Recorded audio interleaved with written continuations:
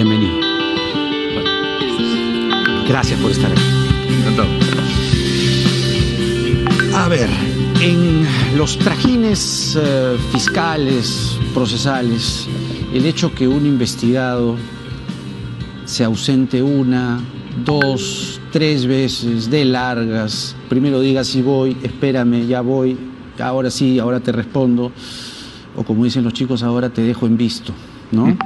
¿Cuánto complica la situación al presidente el hecho de haber no asistido hoy a la Comisión de Fiscalización? A ver, hay varias maneras de abordar esto, ¿no? Primero, separemos los hechos políticos de los hechos estrictamente legales, porque al final del día las comisiones del Congreso tienen un papel, tienen una importancia y hay que detenerse en establecer cuál es el rol de la Comisión de Fiscalización, que como has notado en la entrevista anterior, lo has remarcado, fue elegida por Samir Villaverde para hacer su primera presentación preliminar, digamos, infinitamente preliminar. Pues hay que mirar eso con cuidado, ¿no? De acuerdo. En la otra parte, en la parte estrictamente procesal, en la que corresponde a lo que vamos a llamar los hechos legales, creo que el evento todavía no completamente desarrollado es el de los alcances y el significado de que estemos ante la primera investigación a un presidente de la República en ejercicio, ¿no? Creo que es importante reparar en eso, no solo por la singularidad del evento, sino porque una investigación es algo que debe protegerse. En el momento en que hemos admitido todas y todos, y creo que esto es casi unánime, con la excepción del abogado del presidente, que es perfectamente constitucional que el presidente esté bajo esta investigación, la Corte Suprema lo acaba de decir. Todos, fiscal de la Nación y Corte Suprema. Y Corte Suprema, ya no hay más espacio, ¿verdad? ¿No? Entonces, parece que falta una apelación, pero yo no tengo ninguna expectativa a que se pueda producir una decisión distinta a la que se ha emitido en primera instancia. De modo que asentamos la constitucionalidad del proceso contra Castillo. Sobre esa base hay una pregunta que creo que es fundamental abordar.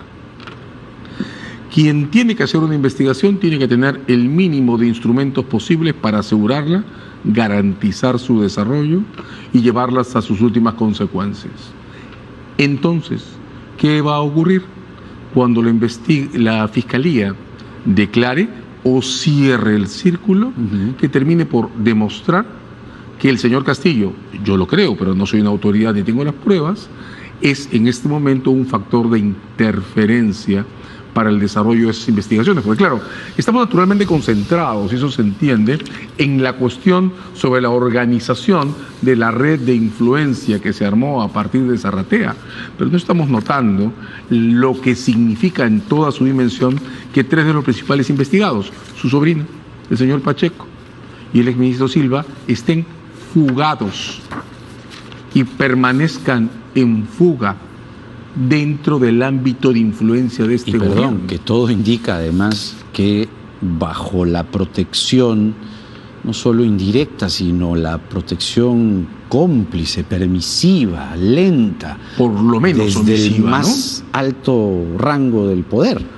De hecho, aquí lo comentamos alguna vez en una de estas conversaciones que hemos tenido, qué cosa explica que 3 personas sin ninguna habilidad particular, probablemente el señor Villaverde tenía más, puedan permanecer en la clandestinidad en un país que, mira, solo un año ha capturado cerca de 40.000 requisitoriados de los 177.000 personas que detuvo, es el 2021. Entonces, ¿cómo 3 personas sin habilidad se mantienen en fuga? Entonces, creo que el principal hecho legal, junto a los hechos políticos que se han producido el día de hoy, está todavía en perspectiva a esclarecerse, a aclararse cómo va la Fiscalía proteger las investigaciones, cuándo van a tener evidencia, si no nos estamos equivocando, y se puede confirmar, yo creo que sí, que el señor Castillo es un factor de interferencia en esos casos, porque ahí entramos en una discusión adicional a la investigación. Pero esa ya es una discusión política. No, es una discusión estrictamente legal. Pero cuando tú dices cómo el presidente Castillo interfiere en la investigación, pero es el presidente de la República. No,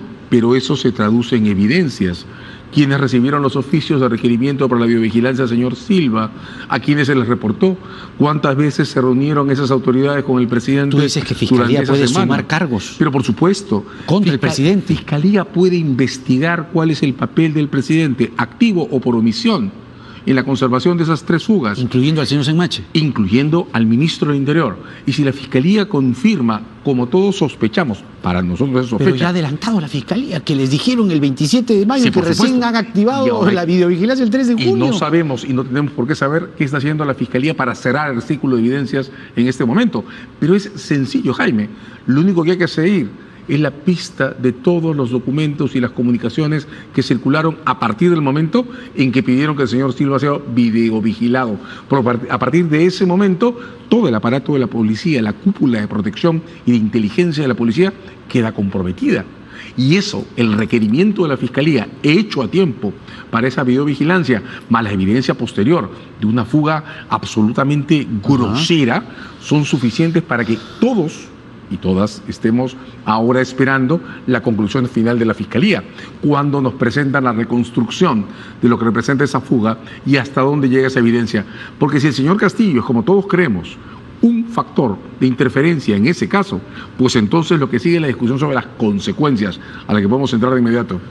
O sea, él ya tiene una investigación por liderar, presuntamente, una organización criminal, cohecho aquí, aparentes sobornos que tienen que corroborarse, el señor Silva incluido, pero ya se habla de dineros que han salpicado a Castillo. Ahí tenemos una ruma de cargos. Tú dices que encima de esos... En paralelo... O en paralelo van... ¿Qué? Va la investigación sobre las fugas. Interferencia. Interferencia. ¿Cómo se llama el lenguaje usual legal? Perturbación probatoria. ¿A qué conducen las perturbaciones probatorias? A medidas judiciales de protección de la investigación. ¿Qué tipos de medidas tenemos? ¿Las que dice el Código Procesal Penal? Por supuesto, entre ellas, el señor Chávarri, con el dicho con el mayor respeto, mientras era fiscal supremo y enfrentaba cargos, se está investigando si era o no miembro, si llegó o no a incorporarse a la red de los cuellos blancos, hizo algo como romper los precintos que el fiscal Pérez puso en las oficinas de su entorno. Claro. La consecuencia de todo ese paquete agregado fue que la Corte Suprema lo suspendió en el cargo de fiscal supremo, en el ejercicio del cargo, antes que la Junta lo destituyera. La Corte Suprema, con esa decisión, la del caso Chávarri, abrió una compuerta. Cuando un alto dignatario usa su posición institucional para interferir con investigaciones en su contra, la Corte Suprema lo puede suspender. No el Congreso. No el Congreso, la Corte Suprema. ¿La Corte Suprema podría suspender al presidente? En mi opinión, sí. ¿Y en qué me baso? Es muy sencillo. Por favor, porque sería inédito en la historia de la República. Como es inédito que se esté investigando a un presidente en ejercicio. Vivimos Ese es tiempos punto. inéditos. Sí, por supuesto, porque el sistema de protecciones constitucionales al presidente ha colapsado. Desarrolla tu idea, por favor. Y en la Constitución original, 1993, había una sola cláusula de suspensión presidencial para ese tipo de asuntos. La cláusula que permitía suspenderle mientras se llevara a cabo un juicio relacionado con los casos que el 117 permite para acusación.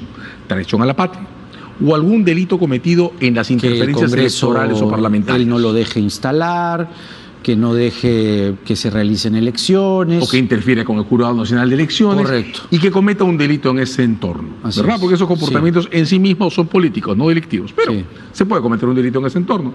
Entonces el artículo 114 de la Constitución decía bien, si el presidente hace algo de esto, traición a la patria o estas dos interferencias, mientras se le juzga, si cabe juzgarlo ante los tribunales, se le puede suspender. ¿Cuáles son las dos reglas que hay que notar? En 1993, el Código Procesal del 2004 no existía. El código que tenía en referencia el constituyente del 93 era el de 1940. En el de 1940 no había nada parecido a estas investigaciones preliminares. En el del 2004 sí. Sí las hay, para que tengas una idea, Jaime. Te obstruya, ¿no? Pero por supuesto, etcétera, provoca decisiones judiciales. Para que tengas una idea de la diferencia. En el año 2000, en aquel tiempo integrábamos con Ugaz, Vargas, luego con Gamarra, una Procuraduría Anticorrupción, el Código del 40 ni siquiera tenía medidas cautelares previas al procedimiento judicial que entonces se llamaba de instrucción. En el año 2000 tuvo que promoverse con la Fiscalía de la Nación y con el Judicial ante el Congreso leyes especiales para crear esos procedimientos. No existían. Y ese es el marco en el que se dictó la Constitución del 93. El Código del 2004 tiene todo eso.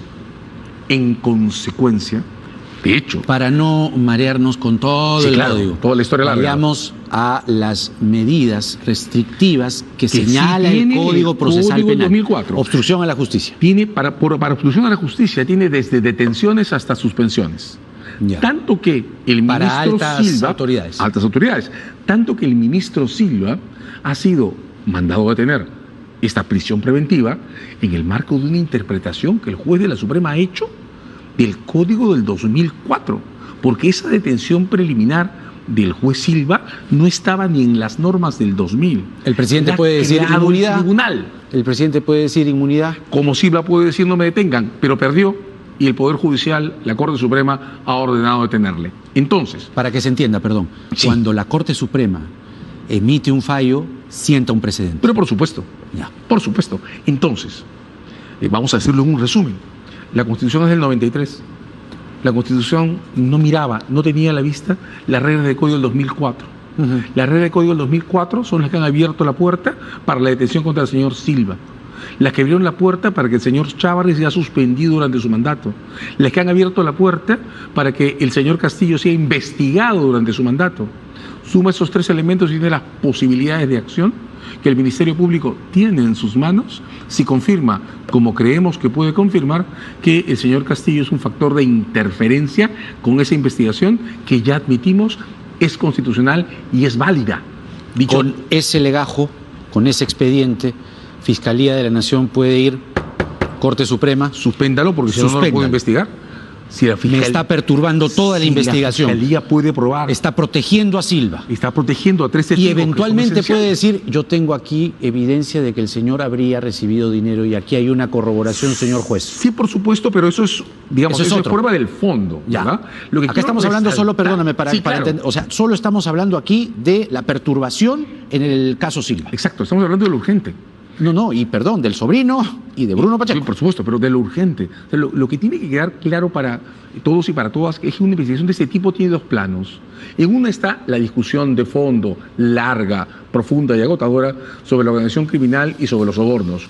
Pero en el plano de lo urgente, Jaime, lo que hay que hacer es preservar la investigación.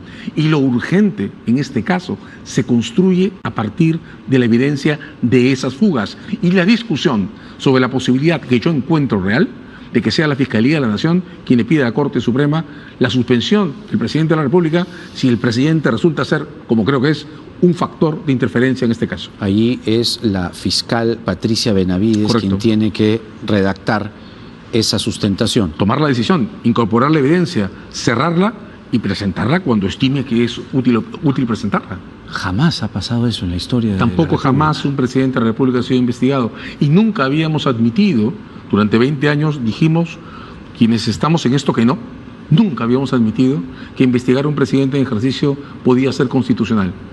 Las protecciones constitucionales al presidente de la República, Jaime, han colapsado. Y estamos construyendo una manera de resolver ese problema sin ningún respaldo del Congreso.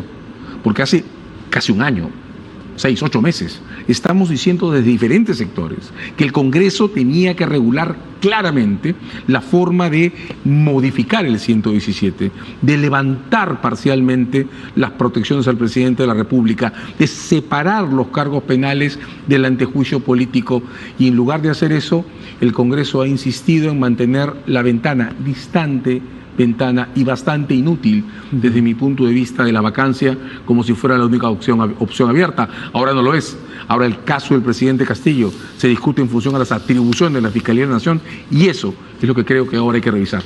Y tú serías de la idea de que ese es un escenario, ¿no? El escenario Silva, pero paralelamente no le ha respondido a la comisión hoy. Y algunos sostienen, hombres de derecho como tú, Omar Cairo, que el presidente puede ser acusado constitucionalmente. Sí, ahí, mira, para poner la discusión en contexto, Desde que comenzó esta crisis, desde varios sectores hemos revisado las posibilidades del 117. Y en efecto, Omar Cairo, uno de los profesores que más respeto de esta última generación, con Luciano López o con Luis Castillo, ha defendido fuertemente la idea de que el 117 solo limita acusaciones penales y no limita los casos por infracción a la Constitución. Dice Omar entonces que el Congreso puede avanzar por sí mismo hasta la suspensión e incluso la destitución sin que el 117 lo detenga y que solo detiene a la Fiscalía y a los tribunales. Creo que es una interpretación muy seductora, muy atractiva. Yo mismo en algún momento me he inclinado a suscribirla, pero también creo que estos 8 meses no ha formado consenso. Y al costado de ella hay otra que sigue estimando que el 117 es tan duro que detiene todo, las infracciones a la Constitución y a la ley. Digamos, en una presión de ese tipo, el sistema legal se ha escapado hacia reconocer la autonomía del Ministerio Público y ha abierto el espacio para las investigaciones preliminares. Digo entonces que es ahí donde estamos ahora, con una investigación preliminar que ya está en desarrollo, que ya fue reconocida en su constitucionalidad y que entonces ahora hay que preservar de cualquier interferencia por las mismas razones constitucionales por las que la estamos admitiendo. César Azabache, con la calidad de siempre, ex procurador anticorrupción, explicándonos los graves problemas que enfrenta el presidente